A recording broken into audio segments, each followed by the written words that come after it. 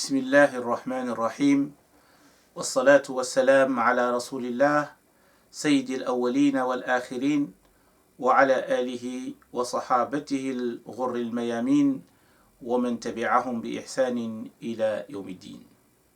Chers frères et sœurs, aujourd'hui, Inch'Allah, nous allons aborder 2 ou 3 situations qui concernent toujours Omar ibn al-Khattab, qu'Allah l'agrée. Nous allons voir le leadership de Omar ibn al-Khattab.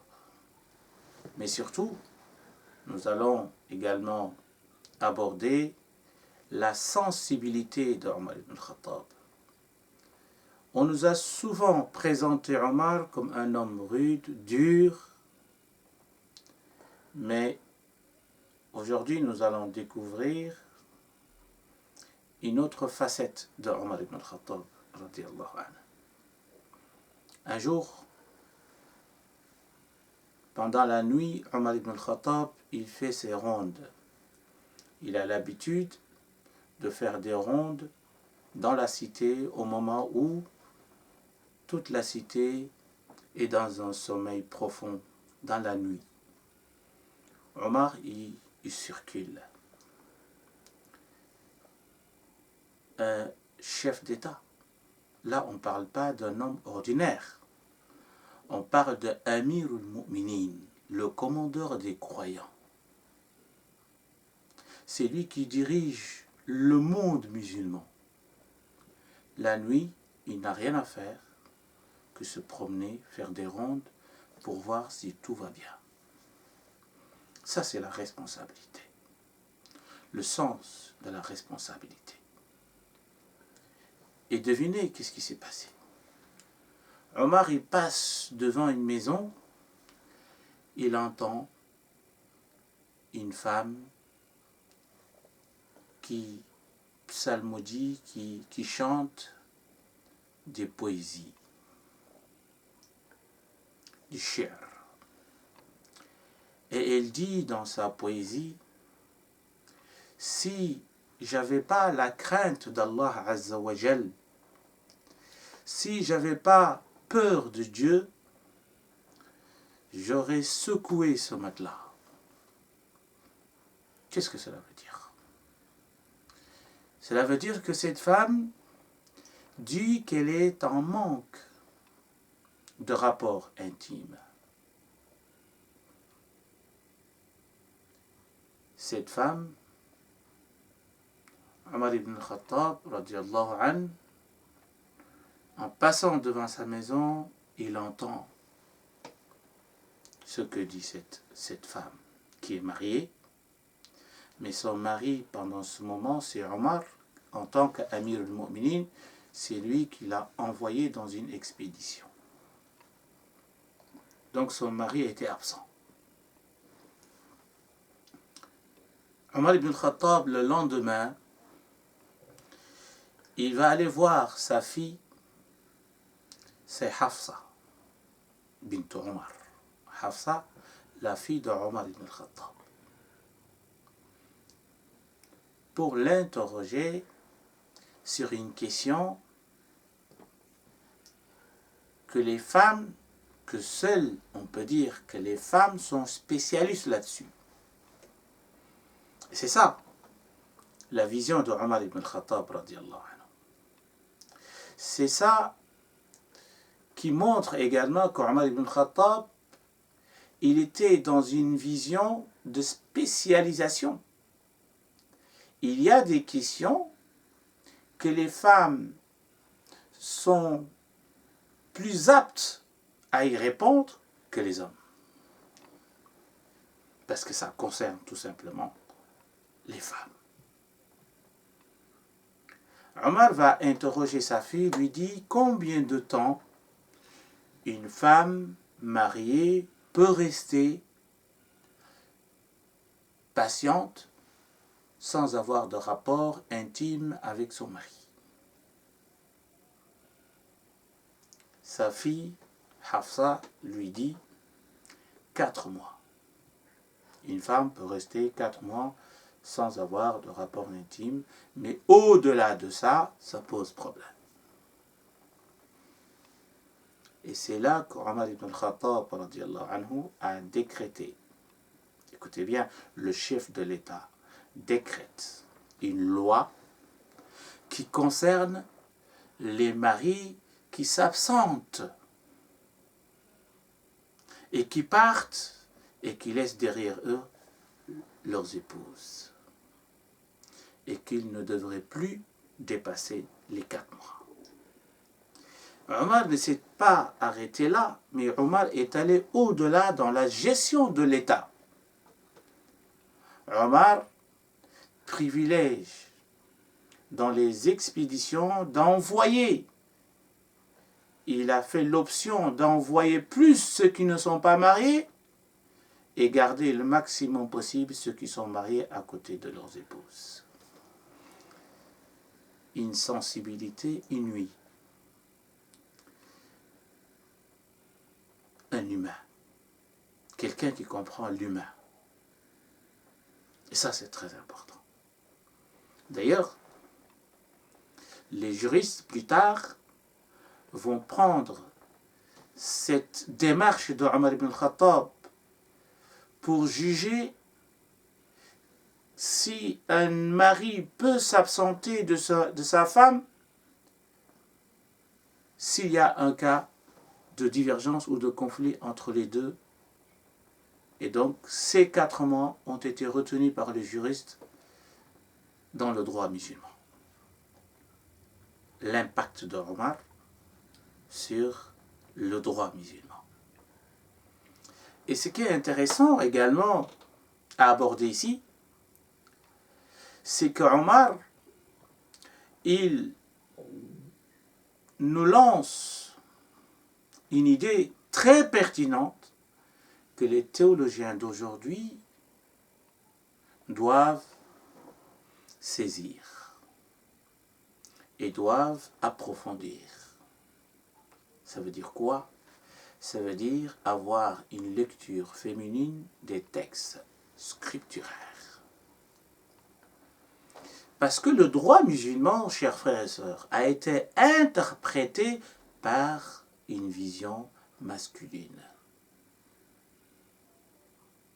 Et c'est pour cela que la femme a été lésée souvent dans les avis juridiques. Peut-être un jour nous aurons le temps, nous aurons la possibilité de développer ce point pour montrer combien de fois les juristes musulmans ont porté préjudice à la femme. Parce qu'on n'a pas donné la parole à la femme. Alors que l'islam est descendu sur l'homme et la femme. Et donc, s'il y a une lecture masculine, il doit y avoir une lecture féminine des textes.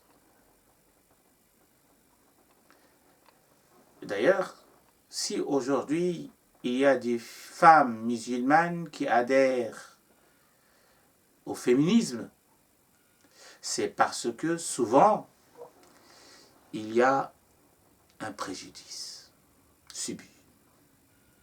C'est parce que beaucoup de femmes ne trouvent plus leur place dans ce droit masculin. Donc Omar ibn al-Khattab a ouvert une grande porte pour les juristes de revoir, de relire les textes. Et ça, c'est très important. Et Omar nous a également montré qu'il y a des questions, c'est les femmes qui sont les plus aptes à y répondre ou à donner leurs avis là-dessus. La spécialisation, at-takhassus en arabe. Et c'est très important. Deuxième situation, cette fois-ci, on avait dit dans les cours précédents que Omar avait toujours raison sur les autres, même sur le prophète sallallahu alayhi wa sallam, sur certains cas, et que le Coran vient le confirmer là-dessus. Cette fois-ci, nous allons voir Omar qui se trompe. Tout simplement parce que Omar n'est pas un prophète, il n'est pas messager, c'est un homme et il restera un homme. Et donc, il est sujet à l'erreur. Un jour, Omar ibn al-Khattab, on l'interroge sur quelqu'un qui a une janaba, c'est-à-dire quelqu'un qui a eu un rapport sexuel intime, ou bien il a fait un rêve érotique. C'est-à-dire, pour être plus clair, il doit faire l'ablution majeure. Est-ce que s'il n'a pas d'eau, est-ce qu'il doit prier ou bien qu'est-ce qu'il doit faire? Il doit faire tayammum, les ablutions sèches, ou bien il doit attendre de trouver l'eau pour prier. Omar ibn Khattab a répondu, chers frères et sœurs, en disant que la personne doit attendre pour trouver l'eau pour pouvoir prier. Et là, il y a un autre compagnon qui était juste à côté qui lui dit « Ya Amir al-Mu'minin » ô toi, le commandeur des croyants, est-ce que tu te rappelles, un jour, toi et moi, nous étions sur un chameau, kunna fil ibil, ou bien nous étions à côté des chameaux, et que nous deux, nous avions la janaba. C'est-à-dire, nous devions à ce moment-là faire ce qu'on appelle les ablutions, les grandes ablutions, les ablutions majeures, al-ghusl. Et que moi, tamarragtu al-ard, c'est-à-dire je me suis lancé par terre et je me suis frotté sur le sable et j'ai prié, mais toi par contre tu n'as pas prié ce jour-là. Tu n'as rien fait. Allez voir le messager d'Allah sallallahu alayhi wa sallam. On lui a raconté l'histoire. Et là, le prophète sallallahu alayhi wa sallam, il m'a dit, moi, hein, Ammar ibn Yasir, il m'a dit, il t'aurait suffi seulement de mettre tes deux paumes sur terre et de frotter sur ton visage et sur ta main. Sur tes mains. Ça t'aurait suffi. Quant à Omar, lui, il devait prier. Il devait faire autant. Globalement, ce que dit le hadith. Donc Omar a donné une fatwa, il s'est trompé. Parce que lui-même, il a vécu la même situation, c'est-à-dire un jour, il était dans un état d'impureté majeure, et son compagnon qui est Ammar ibn Yasir, lui, il s'est frotté par terre et que le prophète sallallahu alayhi wa sallam, il l'a cautionné, il a dit que c'est comme ça qu'il fallait faire, il lui a montré comment faire les ablutions sèches. Alors qu'Omar, sur cette question, il dit la personne doit attendre de trouver de l'eau pour pouvoir prier. Donc Omar se trompe sur cette question. Mais c'est pas parce qu'Omar se trompe, mais Omar, il savait la réponse, mais il l'a oublié. Il s'est trompé parce qu'il a oublié une situation qu'il a vécue lui-même et que le compagnon vient lui faire un rappel. Malgré le rappel, Omar dit à Ammar ibn Yasir, il lui dit, moi je ne me rappelle pas de ce qui s'est passé ce jour-là. Et sur ce que le prophète sallallahu alayhi wa sallam avait répondu lorsque tu lui as posé la question. Je ne m'en rappelle pas. Mais sache que c'est ta responsabilité. C'est ta responsabilité. Je reconnais que tu l'as entendu.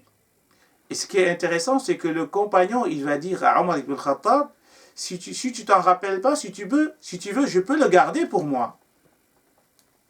Et je vais raconter jamais cette histoire à personne. Omar lui dit non.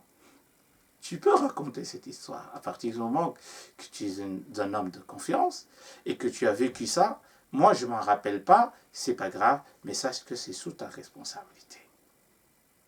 Masha'Allah. Regardez Omar ibn Khattab, radiallahu anhu, modeste. Il sait qu'il a donné une fatwa erronée. On lui rappelle, il dit clairement qu'il ne s'en rappelle pas. Mais il n'a pas dit à celui qui s'est rappelé qu'à partir du moment que moi je ne m'en rappelle pas, donc ma fatwa continue. Non, il recule. Parce qu'il y a un homme sincère qui lui dit, moi j'ai vécu cette situation et le prophète sallallahu alayhi wa sallam avait donné cette réponse-là. Donc Omar a oublié. Omar, il s'est trompé, mais Omar, sa grandeur, sa modestie, lui a permis de reconnaître l'avis de l'autre, même si il n'est pas convaincu, mais il sait que c'est un compagnon digne de confiance qui donne un avis qui vient du prophète sallallahu alayhi wa sallam. Très important. Les prédicateurs, les savants, les prêcheurs doivent prendre exemple d'Omar ibn Khattab. C'est pas parce que c'est mon avis et que tous les autres avis sont nuls. C'est pas parce que ma conclusion est celle-ci, toutes les autres conclusions sont erronées et fausses. C'est très important, chers frères et sœurs. Troisième situation qui concerne toujours Omar ibn al-Khattab radiallahu anhu, sur une question fondamentale également. C'est sur le divorce. Un jour, Omar ibn al-Khattab, il va donner un avis également. Mais avant de donner un avis, c'était un décret qu'il avait pris lui-même, qu'il avait décrété lui-même. C'est-à-dire, Omar, à un moment donné, il a jugé que ceux qui se marient, ils ne doivent pas dépasser une dot. C'est-à-dire 12 uqiyya et demi-uqiyya. Isnatay asharata uqiyya wa nisf ou wa nashan, comme le hadith le dit, lorsque un compagnon a posé la question, ou une compagne du prophète sallallahu alayhi wa sallam a posé la question à Aïcha radiallahu anha.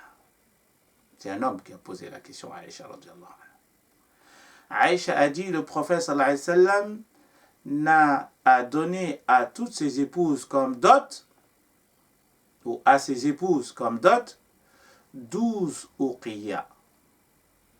Wa nashan, c'est-à-dire et moitié de uqiyya. Alors 12 uqiyya et moitié, ça fait 500 dirhams. 500 dirhams, si on convertit ça en argent. 500 dirhams fidda. Et si on convertit les 500 dirhams, ça va faire, ou ça va donner 2,3 ou 2,9, ça ne dépasse pas 3 grammes. Et donc si on multiplie également 3 grammes par 500 dirhams, nous aurons une somme qui équivaut à 300 et quelques, 350, 370, jusqu'à presque 400 euros, qui équivaut à la somme actuelle en euros, c'est-à-dire la dot donnée par le prophète sallallahu alayhi wa sallam. 392, 392, etc., 350, selon le prix du marché de l'argent. Et donc, Omar ibn al-Khattab, radiallahu anhu, il a décrété, il a dit, personne ne doit dépasser cette somme pour doter une femme. Et là, une femme s'est levée et a dit à Omar ibn al-Khattab, comment tu peux nous priver de quelque chose que le prophète sallallahu alayhi wa sallam nous a donné? Ce qui est extraordinaire ici, c'est que ce n'est pas un homme qui répond à Omar, mais c'est une femme qui répond directement à Amir al-Mu'minin, le commandeur des croyants, le chef de l'État, l'homme qui a tous les pouvoirs. C'est une femme qui s'est levée pour dire à Omar ibn Khattab, je ne suis pas d'accord avec toi. Vous voyez, là, même à l'époque du prophète, les hommes décidaient sur le sort des femmes. C'est-à-dire, ce que Omar a fait tout à l'heure, lui-même il est tombé dans le même piège. Pour vous dire que cette lecture masculine, elle est très dangereuse, surtout dans notre société actuelle. D'où l'importance, d'où la nécessité d'une relecture des textes. Donc une femme dit à Omar, comment tu peux dire ça alors que Allah dit dans le Coran, dans Surat An-Nisa, verset 20, وَإِنْ أَرَدْتُمْ إِسْتِبْدَالَ زَوْجٍ مَكَانَ زَوْجٍ وَقَدْ آتَيْتُمْ إِحْدَاهُنَّ قِنْطَارًا فَلَا تَأْخُذُوا مِنْهُ شَيْئًا. La femme dit à Omar, Allah dit dans le Coran le contraire de ce que tu viens de décréter. Ah oui, c'est extraordinaire. Vous savez, il y a des imams qui ne veulent même pas parler devant des femmes. Les femmes, on les isole ailleurs, ils sont dans une chambre cachée. C'est islamique. Parfois, on veut être plus chrétien que le pape, comme on dit, ou bien plus musulman que le prophète, sallallahu alayhi wa sallam. Ça, c'est très intéressant. C'est une femme qui parle avec Omar directement. Il n'y a pas d'intermédiaire. Ce que tu viens de décréter, toi, le chef de l'État, je ne suis pas d'accord. Je ne suis pas d'accord. Car le Coran dit le contraire. Le Coran dit quoi? Il dit, si vous donnez, il dit, et même si vous avez donné à une femme une somme astronomique, une somme astronomique. Qintar, en arabe, c'est une somme qui est inestimable. Inestimable. C'est-à-dire que ça peut dépasser des millions et des millions d'euros. Qintar, c'est une somme inestimable dans la langue arabe. Même si on sait que certains savants disent que c'est 1200 uqiyya, d'autres disent plus, mais dans la langue arabe, qintar, c'est une somme qui n'est pas estimable. Et donc Omar veut limiter la dot, et une femme lui dit pourquoi? Alors que Dieu a dit qu'on peut avoir plus que ça. Et là, Omar ibn al-Khattab, selon les versions, va dire Sadaqat imra'a wa akhta'a Omar, ou bien kullu nasi afqahu min Omar. Omar a tort, une femme a raison. Ou bien tout le monde est beaucoup plus savant que Omar. Avant d'aller plus loin sur ce hadith, on doit s'arrêter sur ce hadith, sur la chaîne de transmission de ce hadith. Beaucoup de savants nous disent que sur la chaîne, il y a un homme qui s'appelle Mujalid ibn Saïd ibn Hajar al-Asqalani, Amir al-Mu'minin fi al-Hadith, qui est le commandeur des croyants dans les sciences du Hadith. Il a dit Laysa biqawi. Il a dit que c'est quelqu'un qui n'est pas solide pour qu'on puisse prendre des hadiths de lui. Mais le hadith a plusieurs chaînes, mais quasiment toutes les chaînes sont sont interrompus, c'est-à-dire munqati'a. Mais c'est très bien de raconter une histoire pareille pour expliquer cette vision qu'avait Omar ibn al-Khattab radiyallahu anhu. Ce qui est intéressant et ce qu'on doit retenir cette histoire, c'est que, et que je l'ai dit tout à l'heure, mais la répétition est toujours profitable, c'est que dans les sciences islamiques, on n'a pas laissé la femme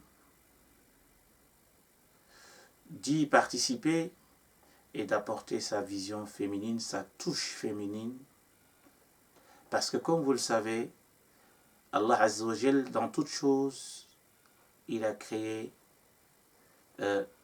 la femme et l'homme, c'est-à-dire le mâle et le féminin. Et donc, c'est une vision complémentaire où doit y avoir une complémentarité dans la lecture des textes et dans la lecture de l'islam de manière générale. Voilà, chers frères et sœurs, 3 aspects, 3 situations qui concernent Omar ibn Khattab. Le leadership d'Omar ibn Khattab, la sensibilité d'Omar ibn Khattab, la grandeur d'Omar ibn Khattab, la modestie d'Omar ibn Khattab, la spécialisation des femmes sur les questions féminines et une relecture du Coran partagée par les hommes et les femmes. Et d'autres questions, Inch'Allah. Nous allons y revenir. Barakallahu fikum.